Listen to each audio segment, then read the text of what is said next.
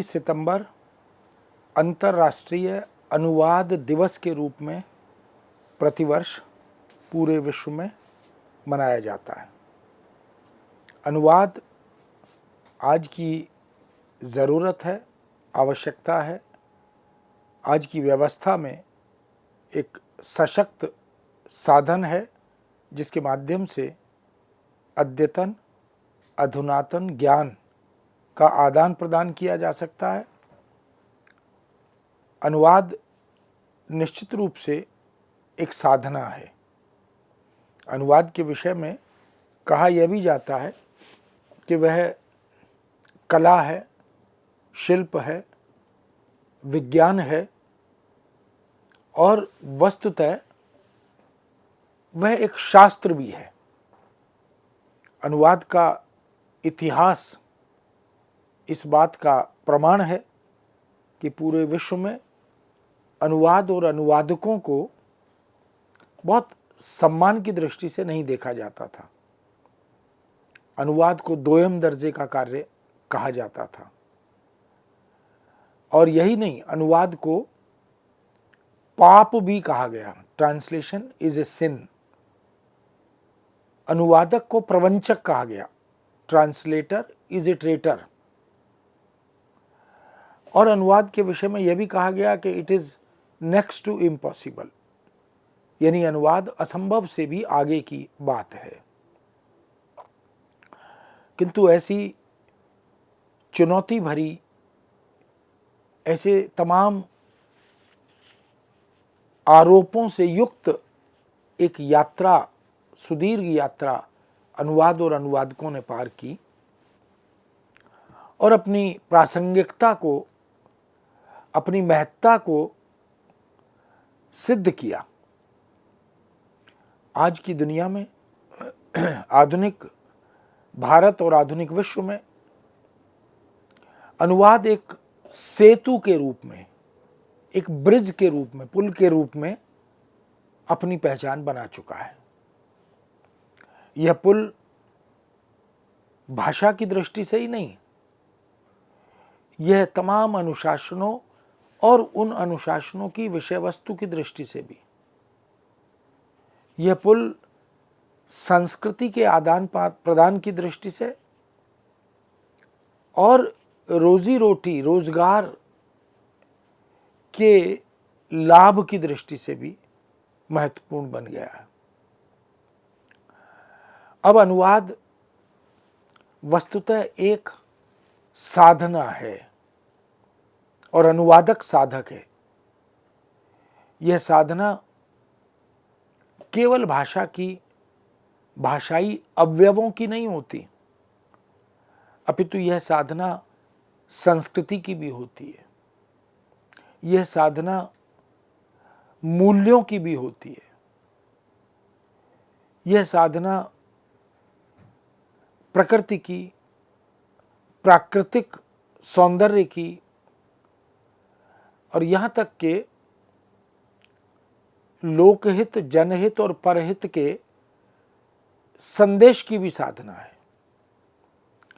इसीलिए वही अनुवाद जो कभी हे दृष्टि से, नकारात्मक दृष्टि से विश्व के मंच पर देखा जाता था, आज वह अनुवाद पर काया प्रवेश की साधना के रूप में, आत्मा के विस्तार के साधन के रूप में और वैश्विक धरातल पर सांस्कृतिक समन्वय के रूप में स्वीकार किया जाता है। शिक्षा का आधुनिकीकरण, उद्योगों का विकास, प्रौद्योगिकी और तकनीक की रचनात्मक भूमिका से परिचय, ये सब कुछ अब अनुवाद के माध्यम से ही संभव है। आज की दुनिया सूचना प्रौद्योगिकी की संचार क्रांति की दुनिया है। सूचना प्रौद्योगिकी और संचार क्रांति कि रीढ़ अगर कोई है, बैकबोन अगर कोई है, तो वह अनुवाद है। इसीलिए अनुवाद के महत्व को, उसकी उपादेयता को, उसके प्रदेय को हमने देर से जाना, लेकिन जान लिया। ऐसा कहा जाता है, देर आया दुरुस्त आया। इसलिए मित्रों, प्रतिवर्ष 30 सितंबर के दिन भारत में और विश्व के देशों में अंतर्राष्ट्रीय अनुवाद दिवस के रूप में हम इस दिन को एक भाषाई उत्सव के रूप में आयोजित करते हैं। अनुवाद से हम उपकृत होते हैं, क्योंकि किसी भी व्यक्ति के लिए सभी भाषाओं को जानना न तो संभव है, न सहज है। लेकिन अनुवाद के माध्यम से हम विश्व के बड़े बड़े चिंतकों को, विचारकों को, साहित्यकारों को, कवियों को, आलोचकों को, साहित्य शास्त्रियों को, तमाम तरह के वह जो प्रतिष्ठित लोग हैं, समादृत विद्वज्जन हैं, उनको और उनके प्रदेय को हम अनुवाद से जान पाते हैं। वास्तव में अनुवाद यूं तो वैचारिक धरातल पर अगर हम विचार करें, सोचें, तो प्रत्येक व्यक्ति जन्मजात अनुवादक होता है। वह मौखिक या लिखित रूप में जिस किसी वाक्य, कथन, भाषा विन्यास उसे प्रस्तुत करना चाहता है, तो मनोमस्तिष्क में उसकी एक प्राथमिक संरचना वो तैयार करता है। सामने वाले व्यक्ति या समुदाय को केंद्र में रखकर वह फिर उस संरचना को अभिव्यक्त करता है। उस संरचना की बुनावट में व्याकरण की व्यवस्था, शब्दों का चयन और संप्रेषण के मंतव्य आदि की स्पष्टता, इन सब को वह निर्धारित करता है। इसलिए कहा जाता है, मनुष्य का परस्पर संवाद हजारों बोलियों में, उपबोलियों में, भाषाओं और उपभाषाओं में होता है। ये सब माध्यम बनते हैं, किंतु विश्व के अनेक देशों के बीच, उनके नागरिकों के बीच संवाद भिन्न भिन्न भाषाभाषी होने पर भी यदि संभव हो पाता है, तो उसका श्रेय अनुवाद को ही जाता है, अनुवादकों को ही जाता है। कभी कभी व्यक्ति स्वयं भी अनुवादक हो जाता है, और कभी भाषा की अबोधता के कारण, अज्ञानता के कारण वह दूसरे अनुवादक पर निर्भर भी करता है। भारत विश्व के अनेक देशों से अधिक समृद्ध और संपन्न देश है।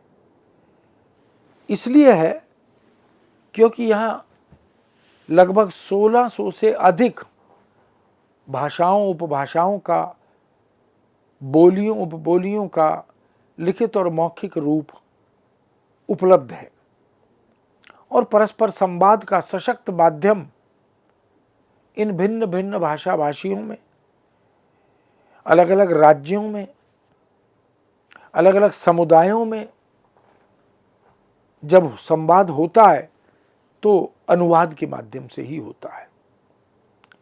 इसी देश विदेश और राष्ट्रीय अंतर्राष्ट्रीय अपेक्षा, आवश्यकता और उपादेयता को देखते हुए अनुवाद को अब प्रचुर मात्रा में महत्व दिया जा रहा है।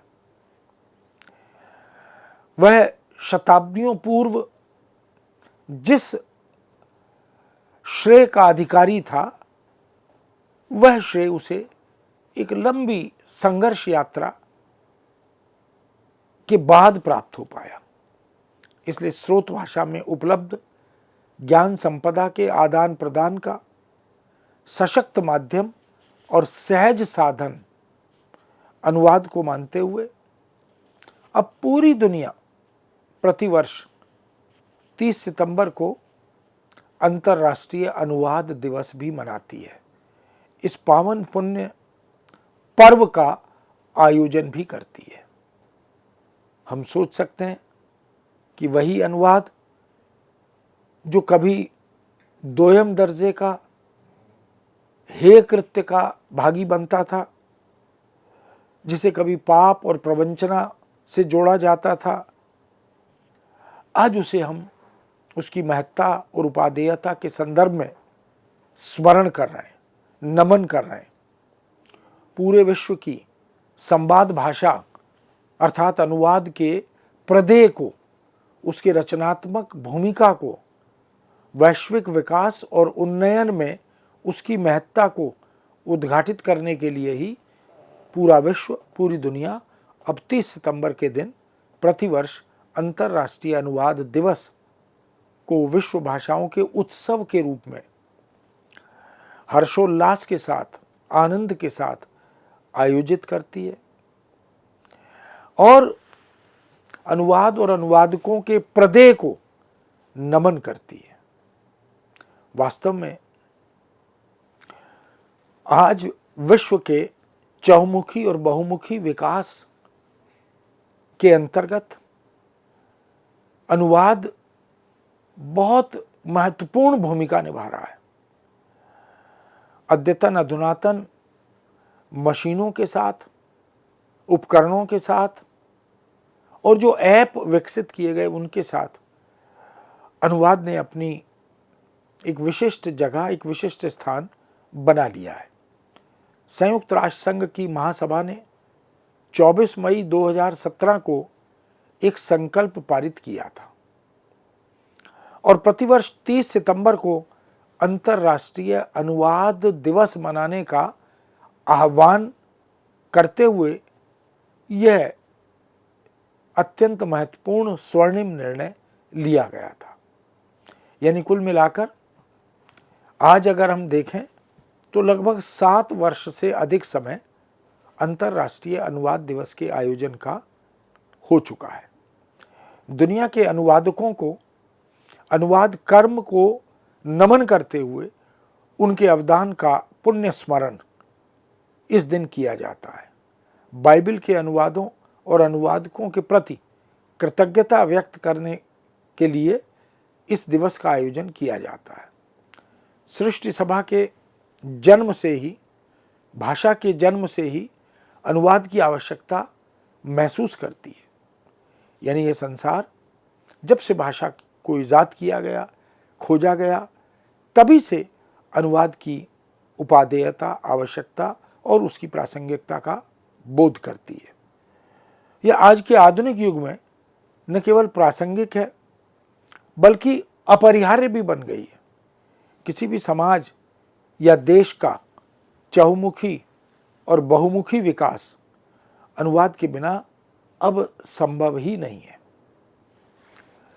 अनुवाद की प्रासंगिकता का केवल एक यही आयाम नहीं है, कई अन्य आयामों से भी अवलोकित किया जा सकता है, देखा जा सकता है।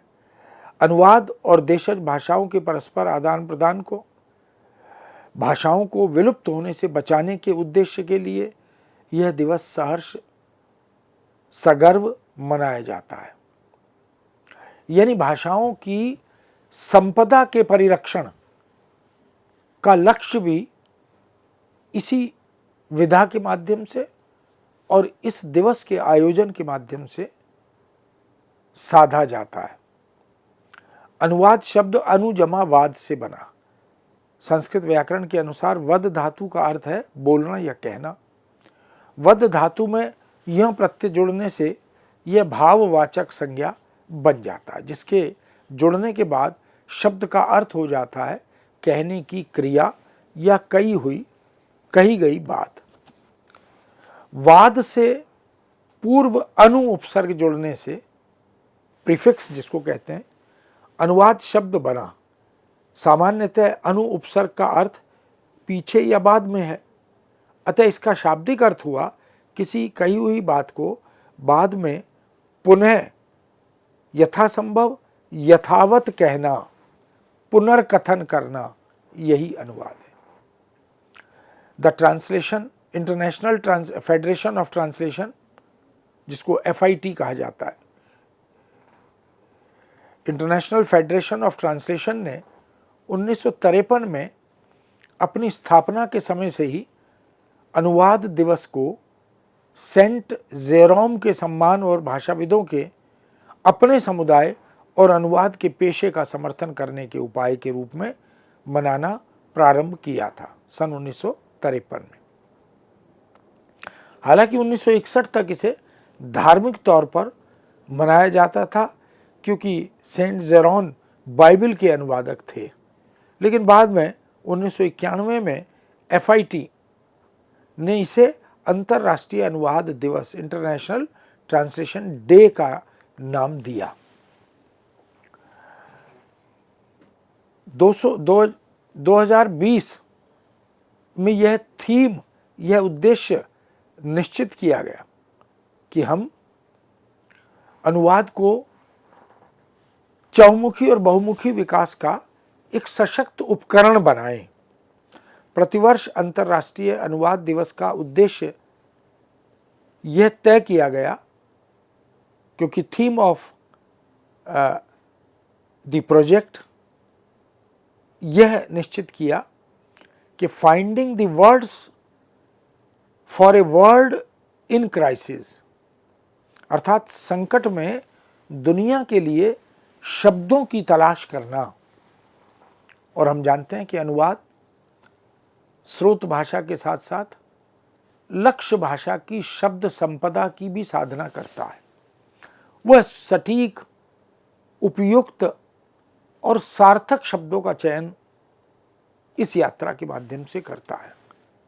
वर्ष 1921 का थीम था यूनाइटेड इन ट्रांसलेशन, अर्थात अनुवाद में एकता और संगठन का संकल्प। अब तो यह भी कहा जाता है कि 21वीं शताब्दी अनुवाद की शताब्दी है और इस युग में अनुवाद के बिना जीवन में हम आगे नहीं बढ़ सकते। उस सुखद सानंद जीवन की कल्पना हम अनुवाद के बिना नहीं कर सकते। और यह भी कि अब Google, Amazon, Flipkart, Microsoft, Alibaba ऐसे न जाने कितने विश्व के बड़े बड़ी कंपनियां सभी देशों को अपनी वस्तुओं और सेवाओं को बेचना चाहती हैं तथा उन्हें भाषाई अवरोधों को तोड़कर व्यापार में आगे बढ़ना होता है। तो भाषाई इन अवरोधों को तोड़ने का काम, उनसे ऊपर उठने और बाहर निकलने का काम अनुवाद और अनुवादक करते हैं। आज फ्लिपकार्ट, अमेजॉन, अलीबाबा, गोडैडी आदि बहुत सारी कंपनियों की वेबसाइट का हिंदी तथा अन्य भारतीय भाषाओं में अनुवाद होना इस बात का प्रमाण है कि अनुवाद का महत्व निरंतर बढ़ रहा है। अनुवाद की उपादेयता अब रचनाकार भी भली भांति समझ पा रहे हैं। उन्हें भी लगता है कि उनकी रचनाओं का अन्य भाषा में, देश की विदेश की भाषा में अनुवाद हो और उनकी आत्मा का विस्तार हो। जो वो लिख रहे हैं वो दुनिया तक पहुंचे। इसीलिए इन तमाम बाजारवादी संस्कृति को आत्मसात करने वाली कंपनियों के साथ साथ समाज और संस्कृति में, शिक्षा में, अधुनातन ज्ञान, विज्ञान, तकनीक और प्रौद्योगिकी के क्षेत्र में अनुवाद को एक सशक्त माध्यम, एक अत्यंत सार्थक उपकरण माना गया। आज वैश्वीकरण के दौर में दुनिया के सभी देश एक दूसरे पर काफ़ी हद तक निर्भर करते हैं, क्योंकि कोई भी देश अलग थलग रहकर अपने नागरिकों को न तो अच्छी सुविधाएं दे सकता है, न बहुमुखी विकास से उन्हें जोड़ सकता है। सभी साधन प्रदान करने के लिए, सभी सुख सुविधाएं अपने नागरिकों को देने के लिए किसी न किसी भाषा की आवश्यकता हमें पड़ती ही है। इसमें अनुवाद प्रमुख रूप से अपनी भूमिका निभाता है। इसलिए चाहे खान पान हो, चाहे रीति रिवाज हो, संस्कार हो, परंपराएं हो, रोजगार या आजीविका हो, और दूसरे तमाम समाज और संस्कृति से जुड़े हुए मुद्दे और पहलू हों, सब अनुवाद पर निर्भर करते हैं। विज्ञापन को देखें, मनोरंजन को देखें, सिनेमा को देखें, चिकित्सा को देखें, खगोल शास्त्र को देखें, युद्ध शास्त्र को देखें, धर्मशास्त्र को देखें या नीति शास्त्र को देखें, सभी कुछ तो अनुवाद से उपकृत है।